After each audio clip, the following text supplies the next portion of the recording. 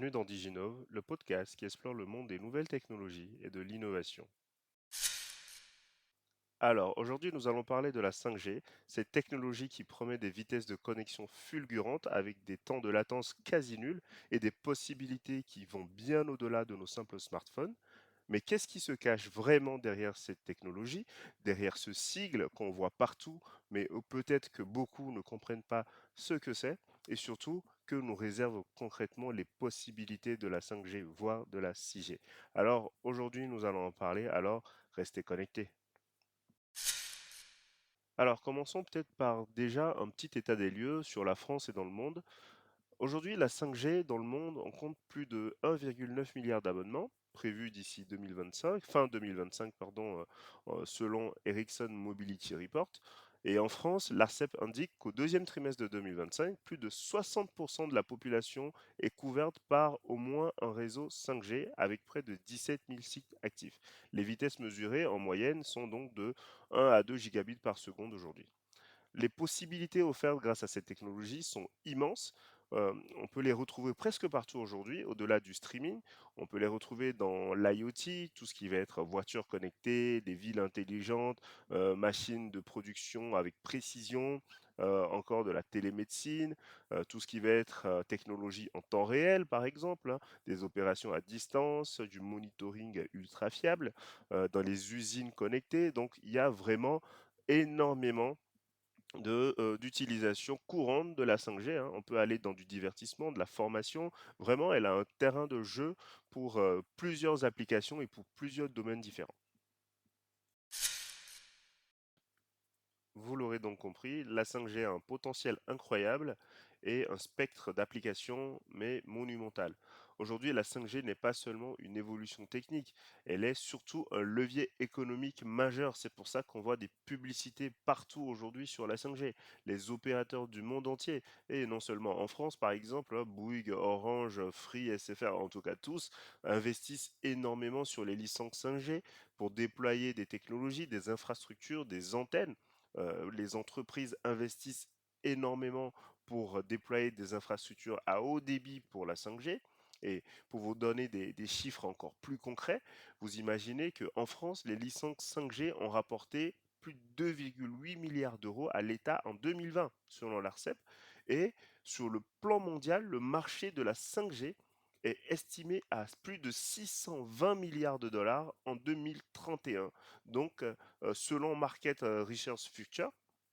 Et les opérateurs français ont prévu d'investir plus de 10 milliards d'euros d'ici 2030 pour déployer toutes les infrastructures possibles pour la 5G. Et les industries aussi se l'arrachent.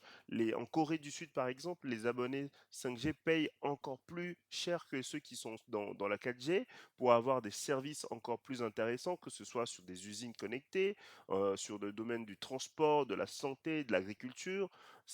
Les industries, les entreprises se l'arrachent. Aujourd'hui, la 5G est devenue vraiment non seulement un levier de séduction, mais avec ses capacités incroyables aujourd'hui pour regarder du streaming avec des films sur Netflix ou d'autres opérateurs ou faire encore plusieurs activités, la 5G va être un candidat de choix.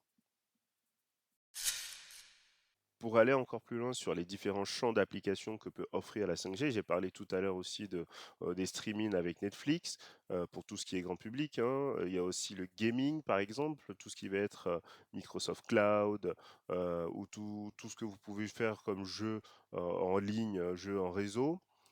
Mais au-delà de ça, on peut aller encore plus loin dans le domaine de la santé, par exemple, en téléchirurgie. C'est incroyable de pouvoir voir ces choses aujourd'hui.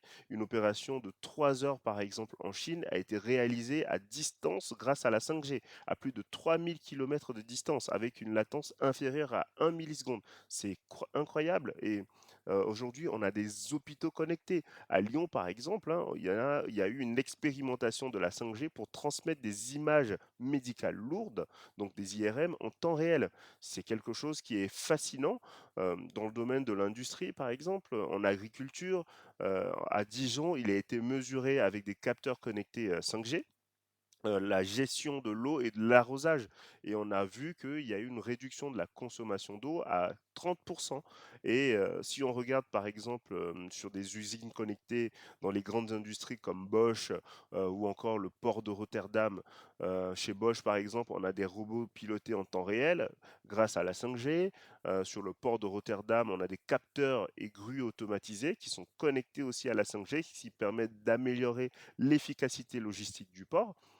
Sur des domaines de l'automobile, alors là, vous savez aujourd'hui qu'on est en pleine explosion, tout ce qui va être voiture ultra connectée, ultra techno, avec une connexion autonome sur des voitures. La 5G va permettre de traiter en temps réel des données d'information pour les voitures autonomes, par exemple, qui vont lui permettre de s'adapter au trafic, de s'adapter à tout ce qui se passe dans son environnement, dans son écosystème.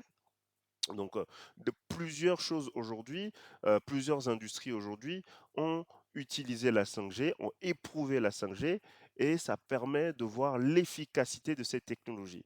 Mais aussi, il faudrait qu'on pense maintenant à une dimension un peu plus soft, une dimension un peu plus écolo de la chose. Alors, à tout de suite. Bon, maintenant parlons un peu écologie. On entend souvent dire que la 5G est très énergivore. C'est pas faux. Vu tout ce qu'on vient de se dire, j'avoue que c'est pas hyper étonnant. C'est un sujet important selon moi et il faut l'aborder. Oui, c'est vrai, pour déployer la 5G, ça a un coût énergétique quand même assez important parce qu'il y a plus d'antennes, donc forcément plus de données qui vont circuler. Mais attention, la 5G est aussi 30 à 50 plus efficace que la 4G en consommation, c'est-à-dire sur la consommation par gigaoctet transféré. C'est un peu technique à ce niveau, hein. Le le vrai défi, c'est l'explosion des usages qui va faire que la 5G va consommer énormément. Si on consomme 5 fois plus de données, même avec une meilleure efficacité, l'empreinte carbone va augmenter forcément et en France, le débat est très, très, très, très pesant. C'est pas nouveau. Vu tout ce qui est utilisé, vu tout ce qui est déployé comme technologie dans tous les domaines en même temps, forcément, on a envie de plus de données, on a envie que ça aille plus vite. On est bien content quand ça va plus vite, forcément. Il ne faut pas se poser les mauvaises questions, ou plutôt, il ne faut pas se leurrer, pardon. Je pense que la 5G est très énergivore, c'est vrai. C'est surtout à cause de nos habitudes de consommation, de notre surconsommation à ce niveau aussi. Et ça va dépendre de ça. En France, le débat a poussé certains opérateurs, hein, entre autres, à investir dans des réseaux sobres, on va dire, à utiliser des énergies renouvelables pour alimenter les antennes et à optimiser le trafic de la 5G par intelligence artificielle. Beaucoup de choses ont été mises en place pour maîtriser un peu, on va dire, l'écosystème de la 5G, sur un plan, en tout cas, purement écologique. Mais la réalité est tout simplement parce que nous allons vers un monde ultra connecté, encore, de plus en plus connecté. Qui dit 5G va dire 6G et voire plus et forcément, on aura toujours ce défi qui se pose.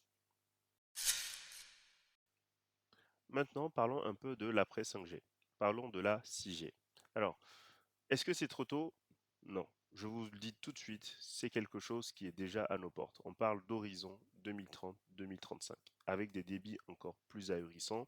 Allez, roulement de tambour, jusqu'à plus de 1000 gigabits par seconde.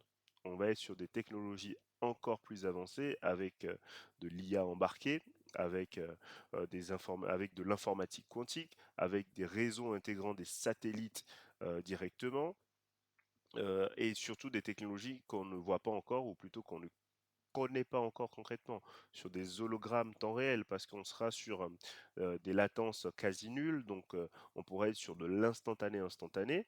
On va aller sur des technologies comme la communication cerveau-ordinateur, donc en gros, on va devenir des mutants. Je dis ça, je dis rien, je rigole. Mais sachez que des pays comme la Chine ou la Corée ont déjà lancé les travaux de satellites d'expérimentation de la 6G, donc depuis 2020-2021 déjà. Et les résultats dans certains pays comme le Japon sont déjà à proximité. On les voit, on voit que c'est en train d'évoluer.